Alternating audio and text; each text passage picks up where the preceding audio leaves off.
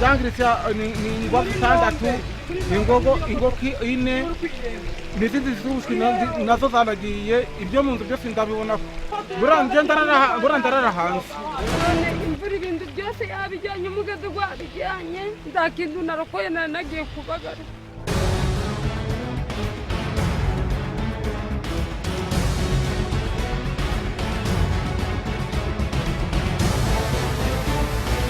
Ujya ubuyobozi buradukunda, badushishikarije kera ngo tuve mu mubande, mbega tukumva ko batwanga. Mvuga ko umuntu wese utuye mu mubande akwiriye kuvamo akajya mu mpinga.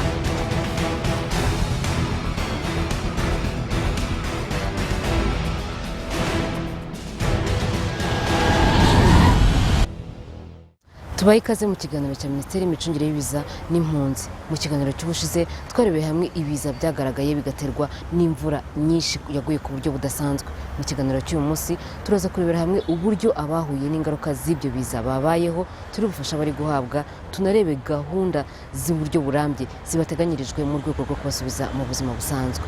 Ikaze mu kiganiro cyacu. Nyuma y'uko imvura yaguye ari nyinshi ku buryo budasanzwe, igateza ingaruka zitandukanye zirimo ibiza by'inkangu n'imyuzure, cyane cyane mu karere ka Gakenke, Ngororero n'aka Muhanga. MIDIMAR mu nshingano zayo zo gutabara no gusubiza mu buzima busanzwe abahuye n'ibiza, bakomeje gukorana n'inzego zitandukanye n'imiryango nterankunga, mbese abafite aho bahuriye n'imicungire y'ibiza mu nshingano zabo kugira ngo bafashe abaturage bagezweho n'ibyo biza. Umuyobozi w'ishami rishinzwe gutabara abahuye n'ibiza muri MIDIMAR aravuga ibikorwa by'ubutabazi byagenewe abagezweho n'ingaruka z'ibiza. Ufasha Minisiteri y'imicungire y'ibiza no gukira impunzi ifatanyije n'izindi nzego zitandukanye, twabashije gutanga nuko abantu bapfushije abantu babashije gutabarwa, tubafasha gushyingura abo mu miryango yabo bari bitabye Imana, n'abo dukorana turanabegera kugira ngo hatabaye ikibazo cy'ihungabana gikomeye. Ibyo kandi by'ubujyanama ku ihungabana byakozwe no ku indi miryango yose bikaba bikinakomeje. Ikindi twihutiye gukora ni uko twatanze ibikoresho by'ibanze, kurumva n'inzu yose yasenyutse yaguye hasi n'ibyari birimo byose biba byangiritse byononekaye. Umuntu rero naho ajya gucumbika naho ajya kuba by'agateganyo aba akeneye ibindi bintu akoresha atangira ubuzima. Ubwo rero twashatse ibikoresho nkenerwa by'ibanze birimo ibiryamirwa, birimo ibikoresho by'isuku, ibikoresho byo mu gikoni, ndetse n'ibyo watwikiriza ibintu wenda bitangiritse kugira ngo ubuzima bukomeze. Ariko kandi ntibyari bihagije, ibyo hari hakenewe n'ibijyanye n'ibiribwa, kuko uretse ko n'imyaka mu mirima yari yangiritse, ariko niyo bari barahunitse mu ngo zabo yari yangiritse. Hagiye hatangwa ibiribwa bitandukanye birimo ibigori n'ibishyimbo, aho abantu bose bahuye n'icyo kibazo bahawe byibuze ibiribwa bishobora kubafasha mu gihe cy'ukwezi n'igice, ariko na nyuma yaho tukazareba niba bakikeneye kubona ibindi kugira ngo ku bufatanye na Minisiteri y'Ubuhinzi ibyo biribwa byongere biboneke, ndetse n'abandi bafatanyabikorwa batandukanye nabo biteguye kuba babafasha. Ubwo rero tuzareba icyo gihe ku kwezi n'igice gushize, turebe ku kibazo giteye, turebe ndetse n'ubundi bufasha burambye bushobora kugenda butangwa. Ubwo ni ubufasha bw'ibanze kandi bwihuse bwahawe abaturage. Abenshi bari batuye ahabaye ibiza basabwe kudasubira aho bari batuye, aho niko bari bagifite amazu, ahubwo bamwe bacumbikisha mu baturanyi, abandi bacumbikishirizwa aho bishoboka. Gusa kuko hari ubwo bigora kuba wacumbikisha igihe kirekire, hafashwe ingamba zo gushakira abafite icyo kibazo aho baba babaye. Birumvikana ko hari imiryango myinshi idafite aho kuba, hari abagerageje gucumbikirwa n'abaturanyi ndetse n'abacumbikiwe n'abo mu miryango yabo, ariko hari n'abatarahabonye cyangwa se n'abacumbikiwe ugasanga biragoye wenda ko imiryango 2 cyangwa 3 ifite abantu bageze kuri 25 babana mu nzu y'ibyumba 2. Icyo turi gukora rero ubu ngubu ni ugushaka aho kuba by'agateganyo, tugashaka site zimeze neza, ahantu hadashobora guteza ibibazo, watuje abantu by'agateganyo, tukahubaka za hangari abantu baba batuyemo. Noneho ariko n'ibikorwa byo gushaka uburyo bubakirwa birambye nabyo bikaba birimo biratangira.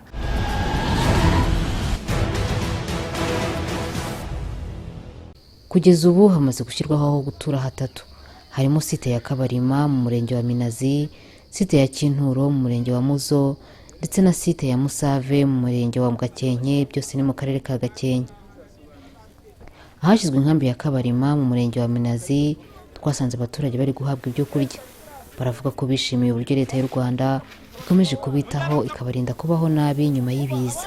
Hari akazi kamwe kasigaye kazima, ubu ngubu niko turimo. Abantu badufunguriraga rimwe, wenda haba harasigaye wenda umuntu akajya no guhaha ahantu bikiri hazima. Turabyakiriye rwose badukoreye. Nyine inzara izatwica, ariko wenda muri iyi minsi tuba tubayeho neza, turi kubona icyo kurya. Leta kubitwitayeho niko iduhaye ibyo kurya, kandi wenda akaba bazadukurikirana, ukaba wenda badutuza n'ahantu wenda tukabona aho gutura. Nishimiye ubufasha bampaye kubera nasenyewe.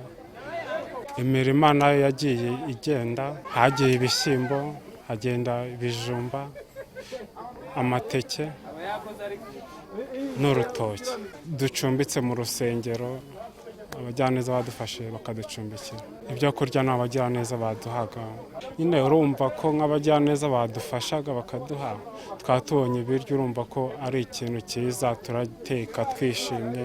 Gusa ndabashimira ubufasha baduhaye, kuko bagize neza, badutabaye, twari dufite ibibazo bikomeye cyane. Kubera n'imyaka yagiye yose, naho twari twakabashije gusoroma umushogoro nawo waragiye, nta bishyimbo ubu dufite. Nyine twagendaga wenda nk'uwasigaranye nk'akarima, akatubwira ati ni mu mpingire, tukamuhingira, wenda twagura nk'ikiro kimwe cy'ubugari tugapfa kurya icyo ngicyo n'isombe. Ubu ngubu ndashimira iyi leta kuko yadukuye ahantu habi tugejeje aheza. Nuko mba ntanabazi, ntanabashimira nkanabaheka. Mugende mushimire aba bantu baduhaye iyi nkunga. Ndamuzi, perezida ni umubyeyi. Mugende mumushimire, mumubwire muti uzahora utwibuka kandi waratwibutse kuva kare kose. Buri muntu agenda ahabwa ibiro 6 by'ibishyimbo n'ibiro 8 by'ibigori, ubwo bitewe n'umuryango bagahabwa ibijyanye n'umubare ugize umuryango. Ubufasha ku baturarwanda bagizwe n'ingaruka z'ibiza ntibuzarangirira mu bufasha bw'ibanze gusa, ahubwo bazanakomeza gufashwa ku buryo burambye.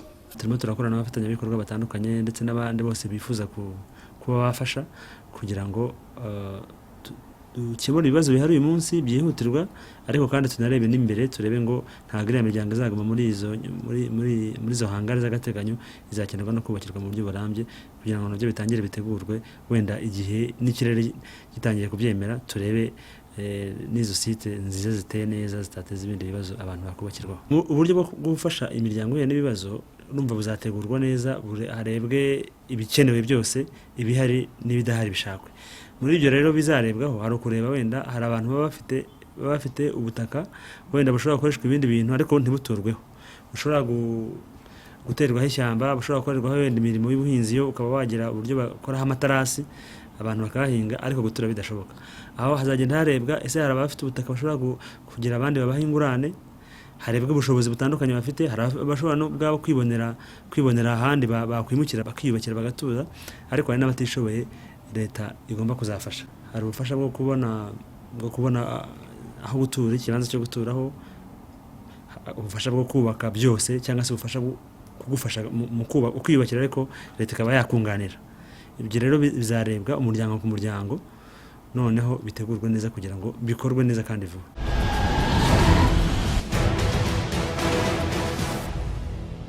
Abari batuye ahantu hagezweho n'ibiza baragirwa inama z'uko bakwitwara muri ibi bihe, cyane cyane birinda kongera gushyira ubuzima bwabo mu kaga, bifuza gusubira aho bari batuye.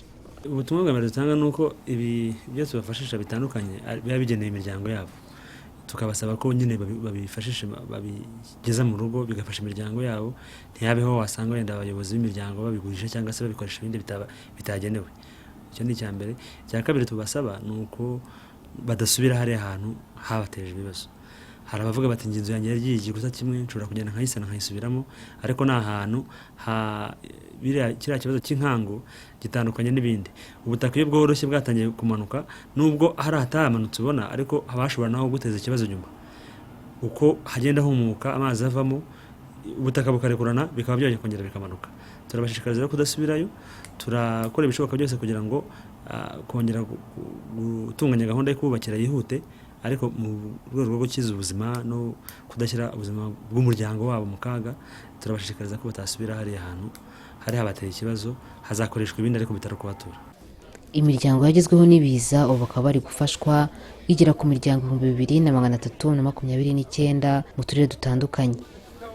Ibiribwa bari kugenda bahabwa harimo ibigori n'ibishyimbo bingana na toni 84 ndetse n'ibiro 500. Naho ibyo babafashisha bitari ibyo kurya ni ukuvuga ibikoresho by'isuku n'ibindi bitandukanye byo bikaba bifite agaciro karenga miliyoni 122 y'amafaranga y'u Rwanda. Turabashimwe babonye natwe mu kiganiro cya Minisiteri y'Imicungire y'Ibiza n'Impunzi. Mwongeye kwibonera uburyo MIDIMAR mu nshingano zayo zo gutabara abahuye n'ibiza ndetse no gusubiza mu buzima busanzwe abagezweho n'ingaruka zabyo, uburyo bagiye bafasha abahuye n'ibiza bitandukanye birimo inkangu ndetse n'imyuzure byagiye biba ku baturage batuye cyane cyane mu karere ka Gakenke, aka Muhanga ndetse na Ngororero. Ariko mwongeye kwiyumvira n'ubutumwa bw'uko ibiza byakubayeho aho hantu ugomba kumenya ko hari ikibazo ukaba wahava, cyangwa se wabimenya mbere yuko kiba ukahava hakiri kare ibiza bitarakubaho, bakubwira kwimuka ukumva ko ari inyungu zawe n'umuryango wawe mugomba gukiza amagara. Reka tubitse ko kubindi bisobanuro mwamagara nimero itishyurwa 170 ya MIDIMAR.